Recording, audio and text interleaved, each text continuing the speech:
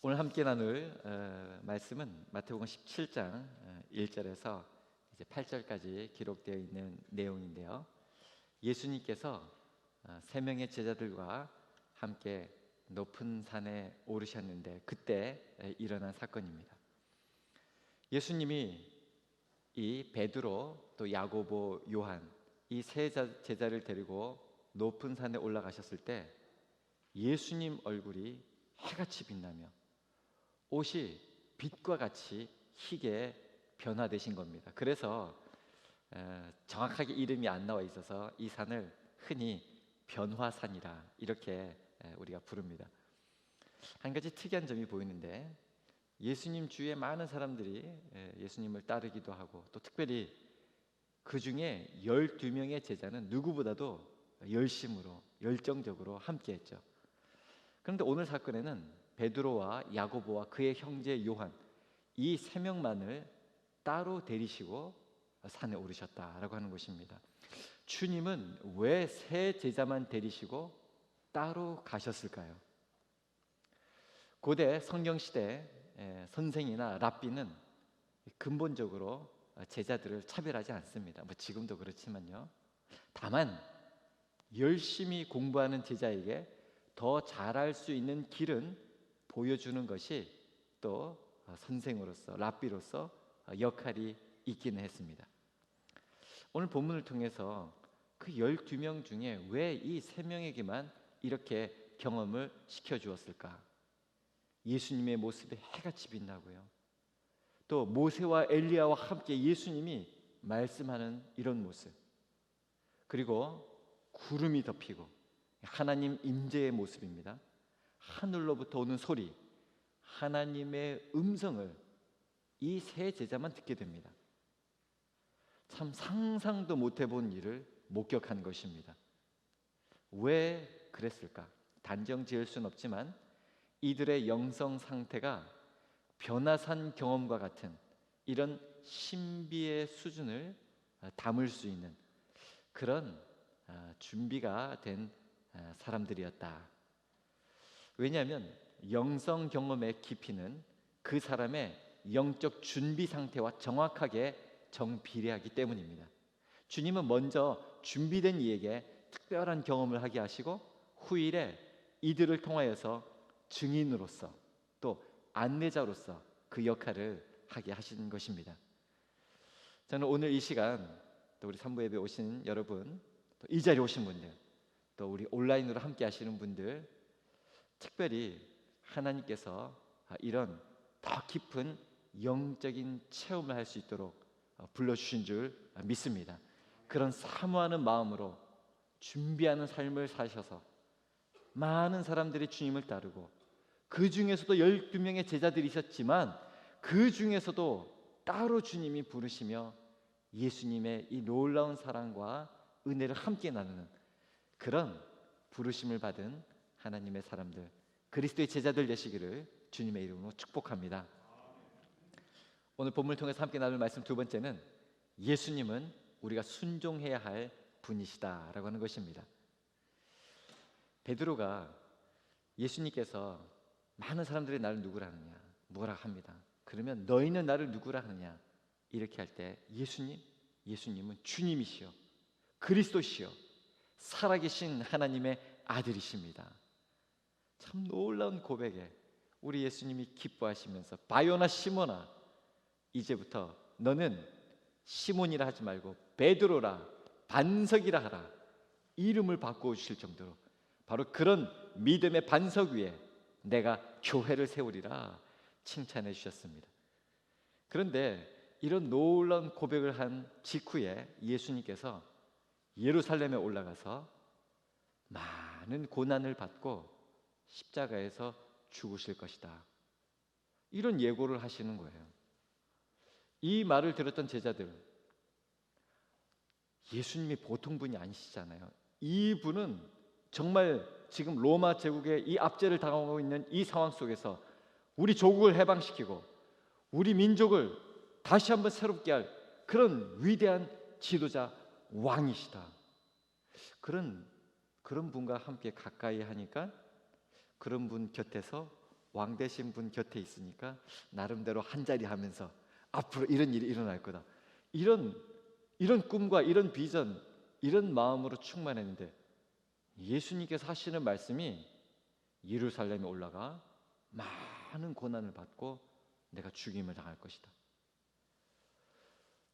이런 말씀을 들은 지 엿새 후니까 예수님과 함께 산에 오르는 이 제자들의 마음이 신이 나겠습니까?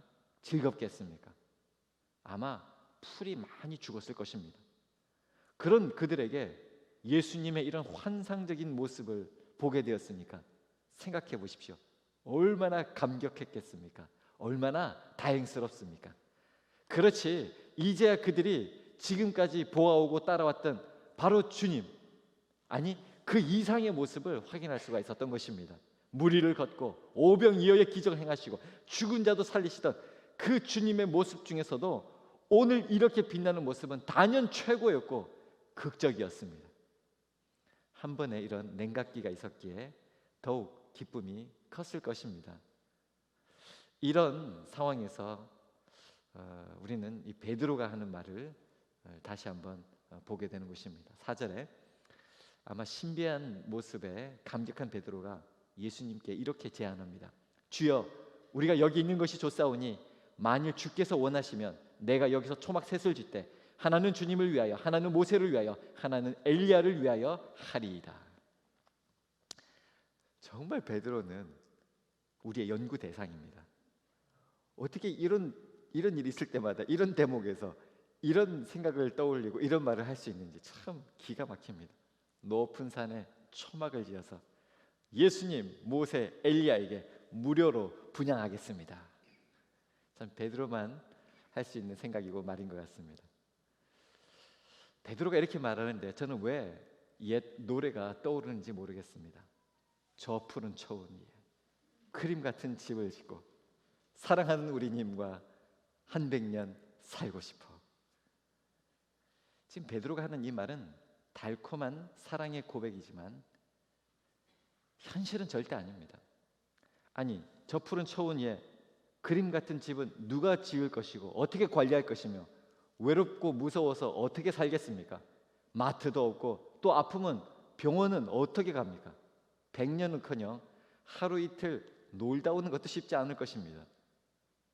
베드로의 제안은 어떤 낭만적이고 주님께 대한 대단한 그런 고백하는 것처럼 보이지만 사실은 말도 안 되는 소리입니다.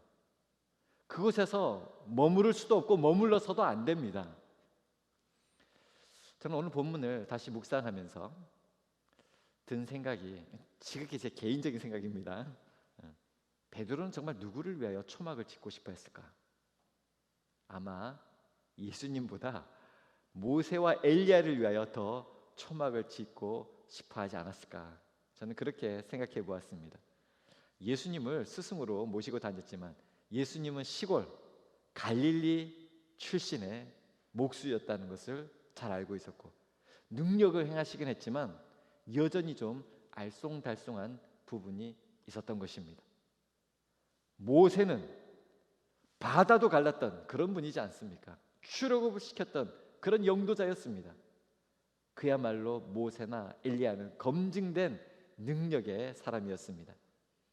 그 위대한 모세와 엘리야가 있는데 베드로는 바로 그런 분들과 함께 지내고 싶은 그런 마음이 담겨져 있지 않았을까? 그래서 이렇게 생각해 보니까 베드로는 이런 신비한 놀라운 광경을 보면서도 여전히 자기 생각에 머무르고 있었다라고 하는 것입니다. 그런데 바로 그때 정신이 번쩍 드는 그런 말씀이 울려 퍼졌습니다. 5절 말할 때에 호련히 빛난 구름이 그들을 덮으며 구름 속에서 소리가 나서 이르시되 이는 내 사랑하는 아들이요 내 기뻐하는 자니 너희는 그의 말을 들으라 하시는지라. 하나님의 음성, 하나님의 말씀이 그 자리에 울려 퍼졌습니다. 그렇습니다. 예수님은 우리가 순종해야 하는 분입니다. 이는 내 사랑하는 아들이요 내 기뻐하는 자니, 우리가 예수님께서 요단강에서 세례를 받으실 때 하늘이 열리고 성부 하나님의 음성이 이렇게 들렸던 것 기억합니다. 그때 성령 하나님이 비둘기와 같이 예수님 위에 머무르셨죠. 이는 내 사랑하는 아들이요 내 기뻐하는 자니. 그런데 오늘 이 변화산에서 하나님이 한 말씀 더 하십니다. 너희는 그의 말을 들으라. 우리 인생은 하나님의 아들 예수 그리스도의 말씀을 들어야 합니다. 모든 성도는 예수님처럼 하나님의 말씀에 순종하고 예수 그리스도의 말씀을 들어야 하는 것입니다. 구름 속에서 들린 하나님의 음성에 제자들은 너무나도 두려워했습니다. 피조물이 창조주를 만나는 바로 그런 시간이었기에 그럴 만도 했습니다. 그래서 엎드렸습니다. 그렇게 두려워 떨고 있는 제자들에게 예수님께서는 손을 대시면서 말씀하셨습니다. 7절에 일어나라, 두려워하지 말라. 너무나도 좋으신 우리 예수님은 두려워 떨고 있는 제자들을 만져주시고 붙잡아 주시고 일어나게 해 주신 것입니다. 겨우 제자들이 눈을 들고 이제 보았는데 모든 것이 온데간데 없이 사라지고 예수님만 남으신 겁니다. 그렇습니다. 우리는 오직 예수님만 바라봐야 하는 것입니다. 이것이 오늘 마지막 세 번째로 드릴 말씀입니다. 레오나르도 다빈치 정말 대단한 예술가입니다. 이 레오나르도 다빈치 작품 중에 유명한 것들이 너무 많죠. 모나리자, 또 성모상, 또 그 중에 우리가 너무나도 잘 알고 있는 최후의 만찬이라고 하는 작품이 있습니다. 몇 주 전에 우리가 한번 나누었던 기억이 있는데요. 예수님이 12 제자들과 함께 마지막 식사를 하며 성만찬을 하는 그런 그림입니다. 그래서 교회 다니는 분들은 참 누구나 한 번쯤 기회만 된다면 가서 한번 직접 보고 싶고 또 아니면 그림으로라도 또 어떤 분들은 퍼즐로 이렇게라도 집에 소장하며 보는 분들이 많죠. 그만큼 우리에게 많은 영감을 불러일으켜주는 그런 작품입니다. 그런데 이 최후의 만찬은 우리 믿는 사람만 좋아하는 것이 아니라 이렇게 그림을 보면 이렇게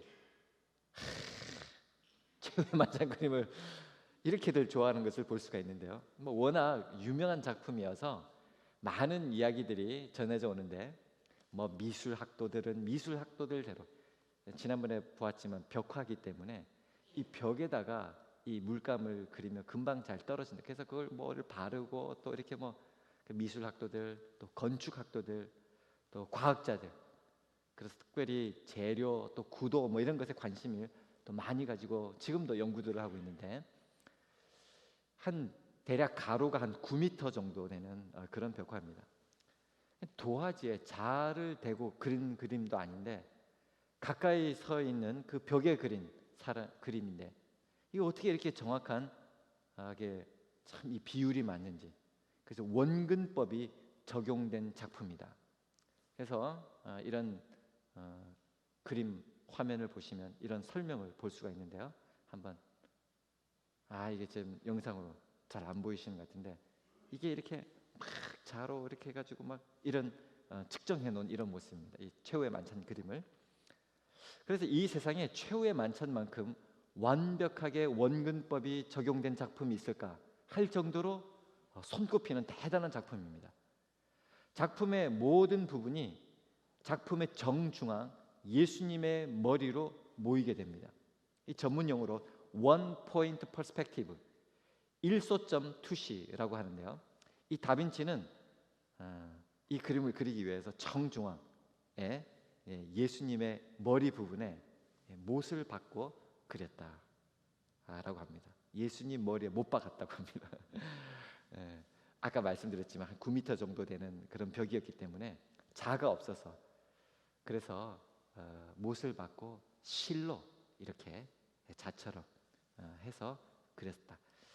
어떻게 알 수 있느냐? 지금도 예수님 오른쪽 눈썹 옆 윗부분에 보면 이 못 구멍이 있다라고 합니다. 한번 혹시 현장에 가서 보실 분들은 한번 자세히 한번 보고 말씀해 주시기 바랍니다. 그래서 이 그림 설명을 보면 이제 알 수가 있는데 이 그림을 보면 그림 정중앙에 예수님 있고 그 못으로 실로 이렇게 해가지고 저렇게 완벽하게 원근법을 통해서 표현했기에 참 이 최후의 만찬은 지금도 많은 사람들이 연구를 하고 또 저런 거를 볼 줄 아는 사람은 더 재미있어하고 또 이런 영감을 얻고 있다고 합니다. 이 레오나르도 다빈치 이게 최후의 만찬 이 그림을 완성하는데 전해지는 이야기가 있는데 이 다빈치가 이 최후의 만찬 그림을 다 그린 후에 친구 몇 사람을 초대했습니다. 그리고 바로 이 그림을 보여준 것이죠. 모두가 너무나도 감탄한 것입니다. 그때 그 그림에 매료된 친구 중에 탄성을 지르면서 이렇게 이야기합니다. 정말 대단한 그림이군요. 예수님 손에 들린 저 포도주 잔은 정말 실감납니다. 이렇게 칭찬하였습니다. 그 말을 들은 레오나르도 다빈치는 붓을 가지고 오더니 그 포도주 잔 유리잔을 그냥 지워버리는 겁니다. 깜짝 놀래가지고 아니 왜 그러냐고, 왜 저렇게 잘 그린 그림을 지워버리냐고 물어보았습니다. 그때 다빈치가 조용히 입을 열었습니다. 이 작품은 실패한 그림입니다. 나는 사람들이 이 그림을 볼 때에 예수님의 얼굴을 보기를 원했습니다. 그런데 제일 먼저 예수님 손에 들려져 있는 그 잔을 보았다면 그건 잘못된 것입니다. 그래서 이 레오나르도 다빈치가 이 붓을 다시 들어서 예수님의 얼굴에 사람들의 시선이 집중되도록 그림을 그렸다. 이런 이야기가 있는데 정말이었는지는 확인할 수는 없지만 저런 원근법을 도입하고 정중앙에 예수님을 놓고 그린 이런 모습들을 보면 시사하는 바는 크죠. 자, 우리는 무엇을 하든지 예수님이 가장 잘 보이도록 해야 합니다. 오직 하나님께 영광 돌리도록 해야 한다는 것입니다. 예수님 외에 더 잘 보이는 것이 있다면 그것은 아닌 것입니다. 자, 교회도 그렇습니다. 우리는 교회를 보면서 예수님을 보아야 하는데 예수님은 보이지 않고 건물만 보이면 그건 아닌 것입니다. 예수님이 안 보이고 목사만 보이면 안 되는 것입니다. 얼마나 언변이 좋은지 그냥 막 회중들을 웃겠다 울렸다 들었다 놨다 막 가슴이 심쿵하도록 만드는, 그런데 예수님이 있지 않으면 그건 아닌 것입니다. 어떤 교회는 웅장한 파이프 오르간, 와 너무 멋있다, 어떤 소리가 날까, 그게 보여서도 안 되고 찬양대가 보여서도 안 됩니다. 오직 예수님이 보여야 하는 것입니다. 제자들이 눈을 들고 보았습니다. 그런데 모세와 엘리야는 다 사라지고 오직 예수님 외에는 아무도 보이지 아니하였다. 그렇게 8절 말씀은 기록하고 있습니다. 그러면 결론이 무엇입니까? 모세도 아니고 엘리야도 아니고 오직 예수님이다라고 하는 것입니다. 이스라엘 백성들에게 모세와 엘리야는 절대적인 존재입니다. 모세는 애굽에서 이스라엘 백성들을 출애굽시킨 영도자요, 엘리야는 선지자 중에 선지자였습니다. 제자들은 이스라엘 민족이 가장 존경하는 두 분이 예수님과 함께 있는 것을 보고 감탄하며 땅에 엎드린 것입니다. 사실 그 황홀한 순간에 제자들은 예수님이 아니라 위대한 인물, 사람을 본 것입니다. 그러나 모세도 엘리야도 다 사라지고 예수님만 남았습니다. 교회도 사람이 보이면 안 됩니다. 목사도, 장로, 권사, 집사, 또 나의 친구도 보여서는 안 됩니다. 오직 예수님만 보여야 됩니다. 처음에 신앙생활하겠다고 교회 오면 얼마나 좋고 뜨겁고 했는데 교회 나와서 예수님은 보이지 않고 사람만 보기가 쉽습니다. 그리고서는 목사가 왜 저래? 교회 다니는 사람이 왜 이래? 이런 회의감을 느끼게 쉽다는 것입니다. 우리는 교회에 와서 완벽한 사람을 찾지 말고 완전하신 예수님을 찾아야 합니다.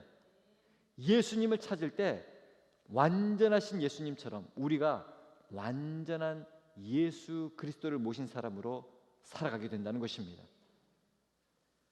교회도 사람이 아니라 예수님을 보여주어야 한다는 것입니다. 우리는 환경을 보아서도 안 됩니다. 베드로가 물 위를 걸었던 분이지 않습니까? 베드로가 예수님을 볼 때 물 위를 걸을 수 있었던 것입니다. 그렇게 물 위를 걸어가던 베드로가 언제 물에 빠지게 됩니까? 예수님을 안 보고 파도를 볼 때에 물에 빠지게 된 것입니다. 여러분, 환경을 보면요, 환경 속에 빠져듭니다. 물 위를 걷던 베드로가 예수님을 안 보고 환경을 보다가 물에 빠졌다는 것은 환경에 빠졌다는 것입니다. 지금도 이 놀라운 신비로운 예수님이 변형되신 이 변화산에서 베드로는 예수님을 안 보고 환경만 바라보고 환경에 빠진 것입니다. 이스라엘에서 집 짓기 가장 좋은 위치는 산 위입니다. 그나마 지중해 바람을 신선하게 맞을 수 있기 때문입니다. 그래서 예수님께서 산 위에 있는 동네가 숨기우지 못할 것이요 심판날에 이렇게 말씀하셨는데, 산 위의 동네가 그만큼 좋기 때문에 이렇게 말씀하는 배경이 있습니다. 베드로가 이렇게 좋은 산 위에 초막을 셋을 짓자 이렇게 말씀한 것은 좋은 환경을 만들자 이런 뜻입니다. 좋은 환경에서 유명하신 이런 세 분과 함께 살고 싶다고 고백하는 것입니다. 그러나 그 좋은 환경도 사라지고 오직 예수님만 남았습니다.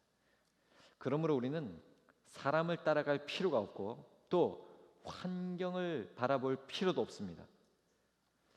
우리가 지금 예배를 드리고 있으니까요, 우리가 예배 환경, 예배 분위기만 바라볼 필요는 없습니다.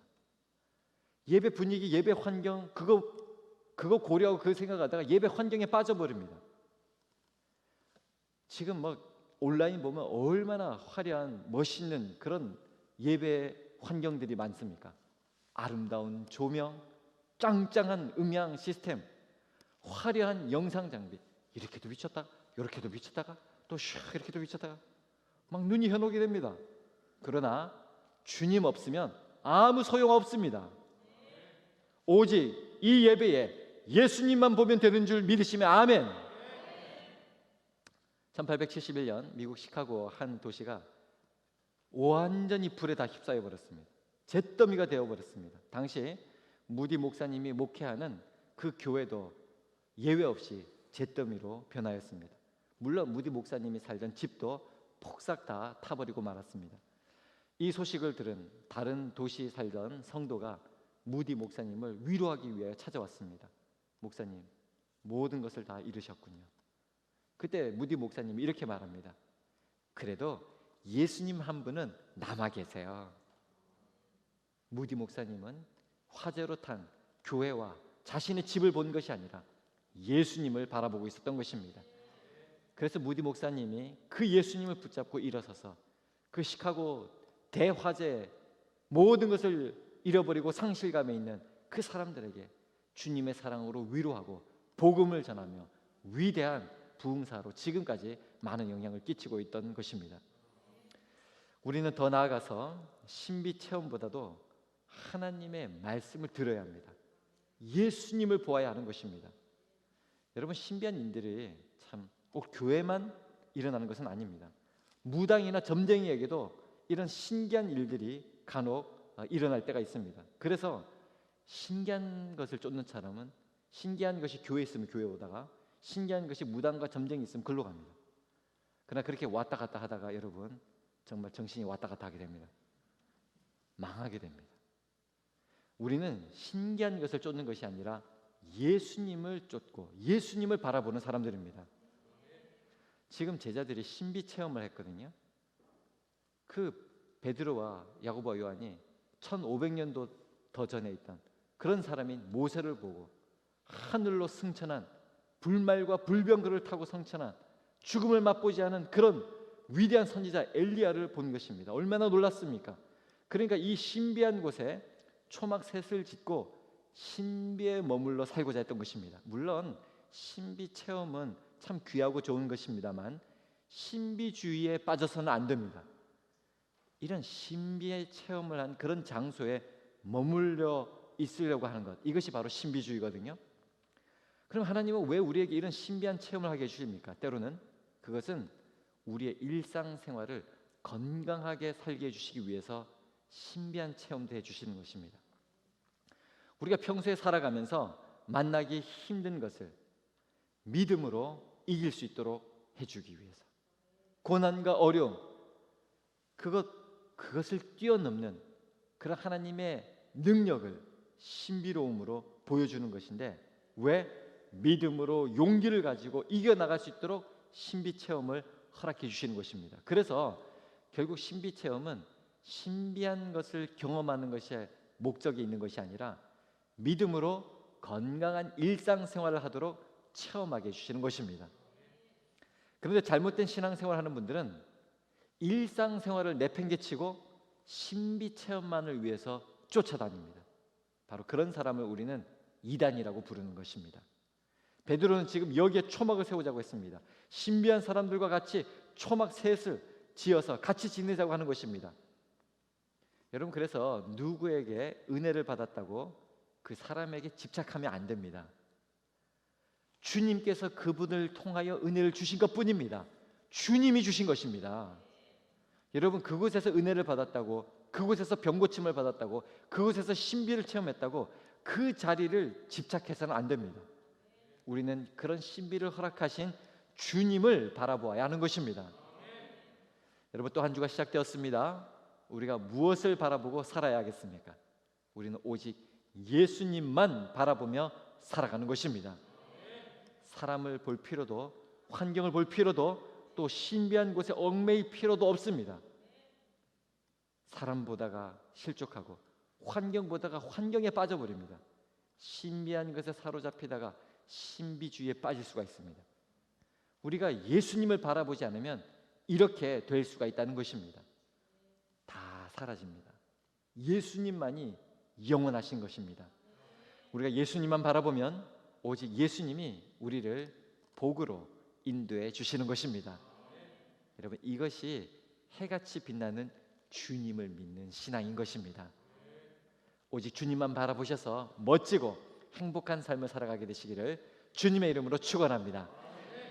참 좋으신 하나님 아버지, 오늘 이 시간 이 세대와 이 시대를 향하여 다윗의 장막이 회복되고 하나님의 언약이 성취됨을 선포하며 나아가기를 원합니다. 아버지 하나님, 오늘도 갈급한 심령으로 예수님만 바라보며 예수님께 초점을 잡기 위하여 이 자리에 선 사랑하는 우리의 모든 예배자들을 주님께서 기억하여 주시옵시고, 저들을 악한 마귀 사탄에, 그리고 저 감염병에 우리의 대적의 손에서 주님이 구원하여 주시옵소서. 우리 시대에 주님이 임하기를 소원합니다. 우리 주님이 빛이시기에 우리에게 소망이 있음을 믿습니다. 오직 주님만 바라보고 주님을 향하여 나아갈 때에 모든 예배자들, 주님의 자녀들에게 주의 성령으로 충만하게 기름 부어 주시옵시고, 우리 시대와 우리 모든 인생을 회복시키는 하나님의 놀라운 역사가 나타나게 하여 주시옵소서. 이 모든 말씀 우리 주 예수님의 이름 받들어 간절히 기도하옵나이다. 아멘.